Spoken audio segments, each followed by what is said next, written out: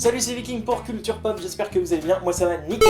Est-ce que vous connaissez l'histoire du jeu vidéo? Aujourd'hui, le jeu vidéo ressemble plutôt à ça.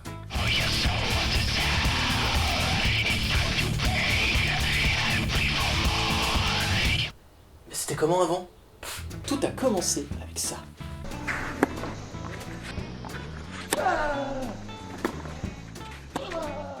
Well played, Nadal. Moi je me demande comment on est passé de l'un à l'autre et quelle est la place du jeu vidéo dans nos sociétés. Et bien c'est grâce à l'expo Game à travers le temps à la Fondation EDF qu'on va pouvoir répondre à ces questions ou du moins avoir une partie de réponse. Nous avons rencontré Jean Z, le commissaire de l'exposition qui nous livre les secrets de l'histoire du gaming. C'est parti, on y va.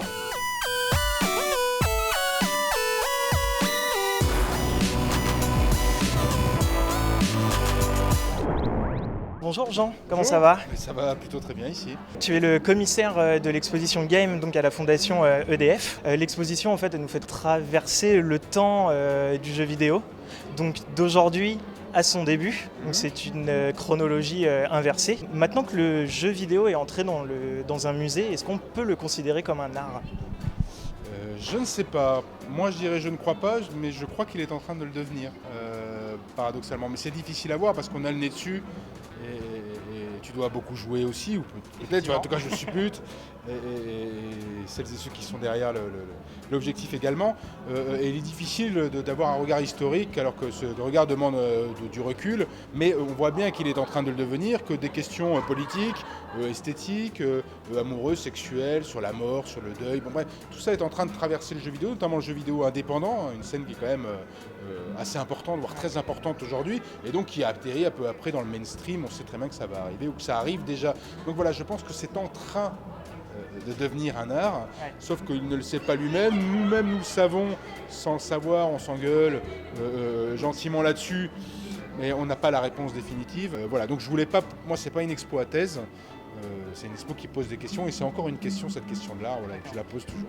Pour l'instant c'est plus sur la place du jeu vidéo dans notre société en fait. Oui, parce que on voit bien que le cinéma, on voit bien que la littérature, on voit bien que tous ces arts posent des questions ou arrivent et créent des polémiques.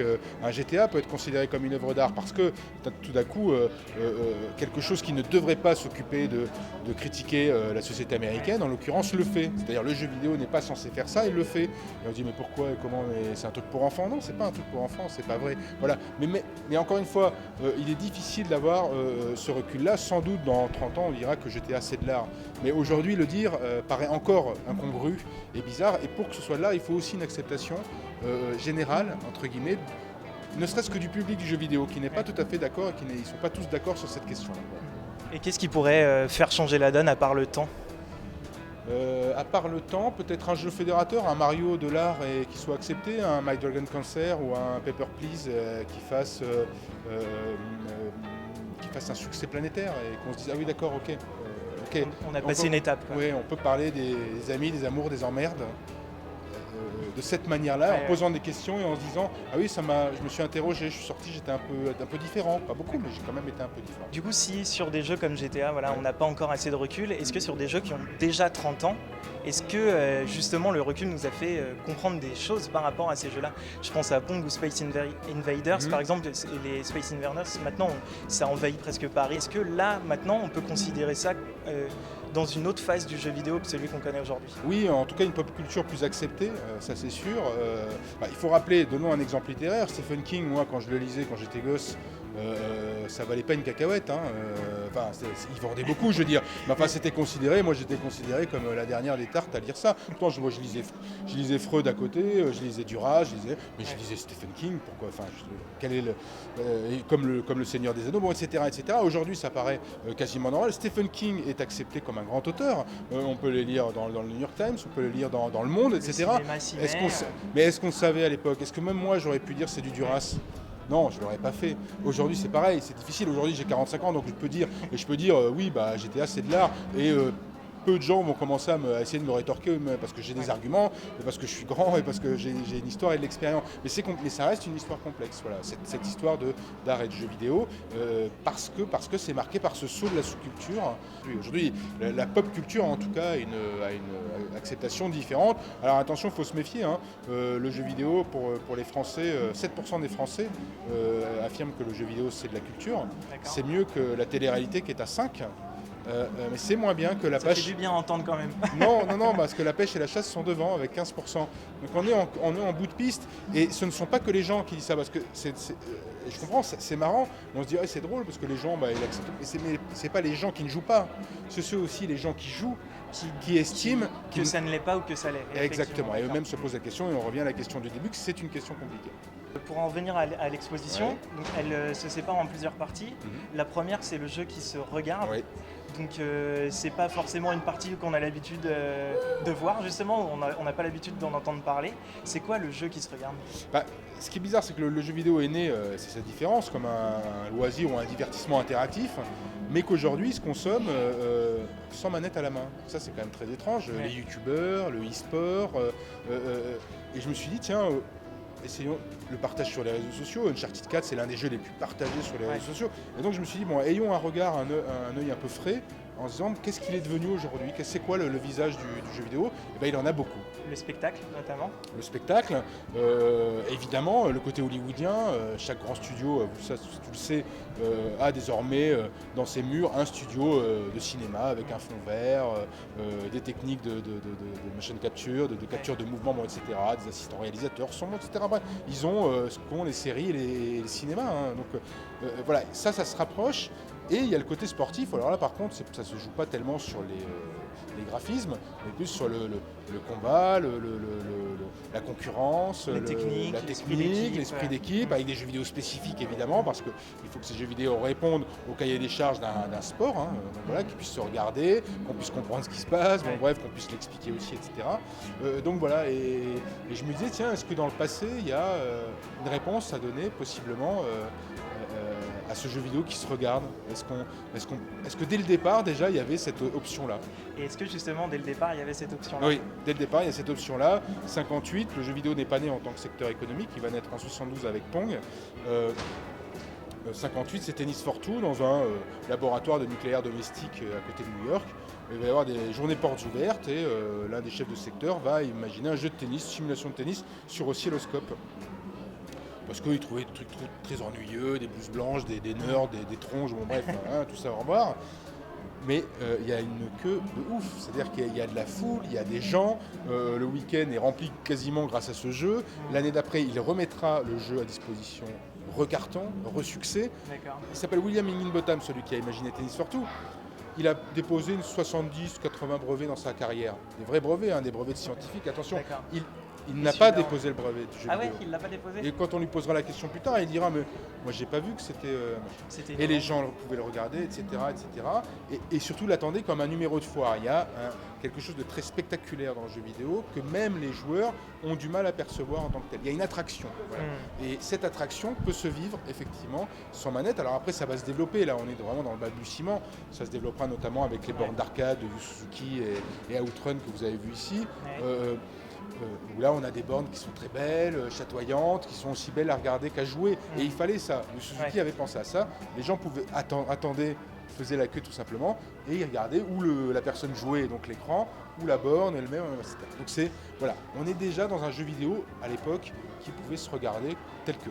La suite, le jeu qui se regarde, le jeu qui se joue, forcément c'est celui qu'on connaît le plus. Quelles sont les grandes étapes en fait de ce jeu qui se joue ? On peut dire qu'il y a avant Pong, il y a un Computer Space de Nolan Bushnell qui est un ratage, qu'il vendra quand même à 2000 exemplaires. Avec ces 2000 bornes, il va pouvoir monter et fonder avec d'autres personnes, Atari. Mais c'est pas Pong. Mais lui il sait que le jeu vidéo peut générer des dizaines de milliards de dollars un jour. Il a vu le côté économique de la chose. Ce que va pas faire Ralph Baer, qui est l'inventeur de la console de salon, c'est pas tout à fait ce qu'il voit. Nolan Bushnell, c'est ça qu'il voit. Il se dit, ça, c'est un marché. Mais il y a évidemment Space Invaders, qui lui va faire naître le jeu vidéo japonais de manière exponentielle.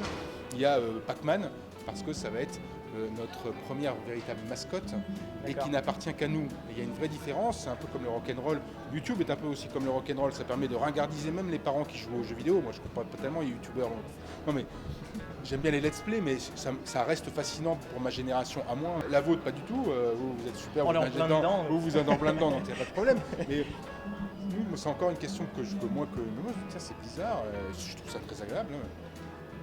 Et donc vraiment, on est dans ces espèces de révolution. Et Pac-Man, ça servait à ringardiser évidemment la génération d'avant. En disant, ça c'est à nous. Vous avez peut-être eu le rock'n'roll, vous avez eu ceci, vous avez eu cela. Nous, on a le jeu vidéo. Évidemment, personne ne peut comprendre que Pac-Man, ça peut être un héros. Quand on a eu Batman, quand on a eu Superman, quand on a eu d'autres choses, et bah si. Et puis après, on aura Mario, un plombier italien. Voilà, ce sont des figures qui n'appartiennent qu'aux jeux vidéo. Quel est le changement entre les années 90 et les années 2000 au niveau du jeu vidéo?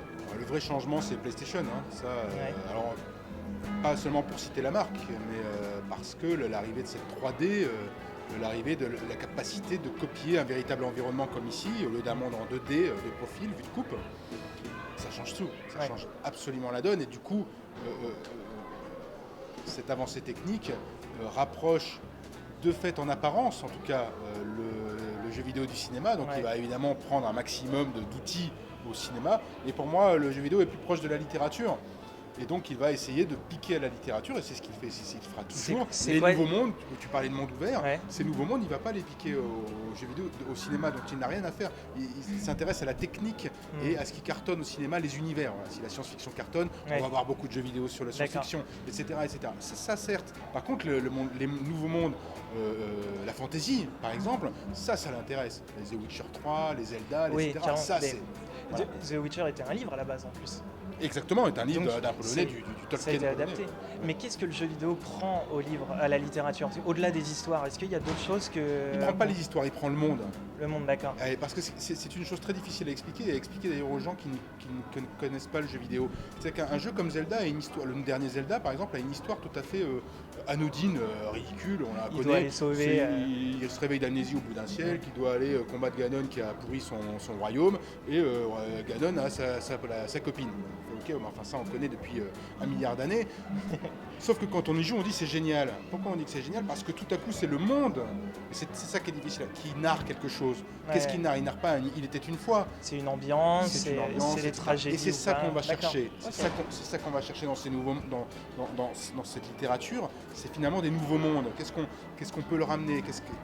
Et des sentiments au final, des sentiments pour les joueurs. Et des sentiments nouveaux qu'on ne trouvera pas d'ailleurs ni dans la littérature, parce qu'il n'est pas interactive, ni dans le cinéma, etc. etc. Donc quand on dit que le jeu vidéo est une perte de temps, est-ce que justement les sentiments qu'il apporte, etc., ça a autant de valeur que ce qu'on peut avoir quand on lit un livre ou quand on regarde un film, etc.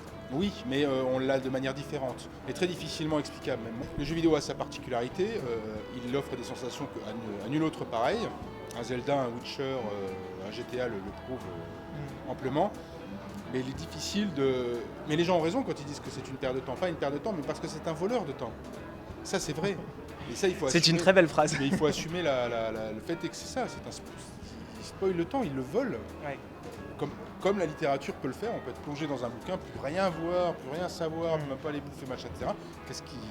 Le jeu vidéo, on pourrait citer les mêmes symptômes, mais ce sont des sensations qui sont géniales. Quand on se souvient de nuit sur Lara Croft, pas sur elle, sur Tomb Raider plutôt, mais premier Tomb Raider. Bêtise, mais sur The Witcher ou sur Zelda, et avec Lara Croft plutôt.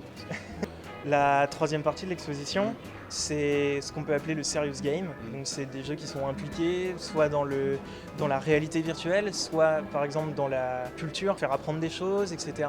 Pourquoi cette partie aujourd'hui, qui est assez récente, l'air de rien, se retrouve à la Fondation EDF? C'était une manière de montrer que le jeu vidéo pouvait s'immiscer partout et que le jeu vidéo a vraiment 1000 visages, et qu'il a aussi un visage à valeur éducative, alors que c'est tout le contraire de ce qu'on peut lui coller comme poncif, qui est celui de corrompre notre belle jeunesse.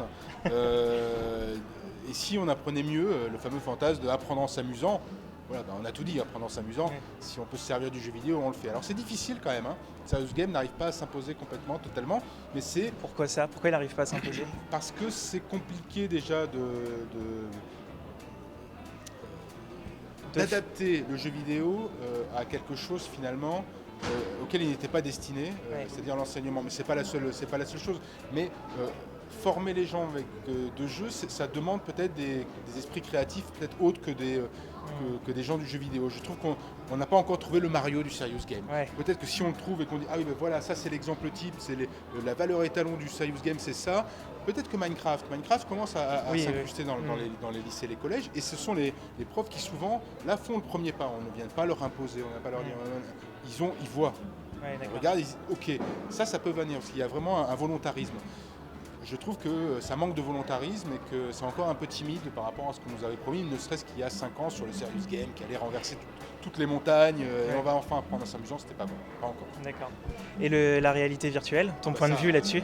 Mon point de vue, je ne sais pas si c'est le futur, mais on parlait de nouveau monde, bah voilà, là on y est. On est encore plus immergé, effectivement. Exactement, mais on n'a pas trouvé, par contre, The Witcher 3 en réalité virtuelle, c'est pas possible. Donc pour l'instant, moi, ce que j'en pense, c'est que c'est un numéro d'attraction, ce qui a toujours été le jeu vidéo, comme en 58, comme avec Tennis for Two, mais il n'est pas encore capable de générer un jeu vidéo tel qu'un Zelda, tel qu'un The Witcher 3, avec les codes que l'on connaît et les émotions qu'il suscite.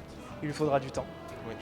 Merci Jean. Merci, c'était super. Très bon moment. Merci à toi de nous avoir répondu. Cool. On retrouve cette exposition Fondation EDF, donc dans le 7e arrondissement de Paris, jusqu'à la fin août, c'est gratuit. Et tu seras là encore de temps en temps pour pouvoir répondre aux questions des personnes intéressées. Et des youtubeurs. Vive YouTube.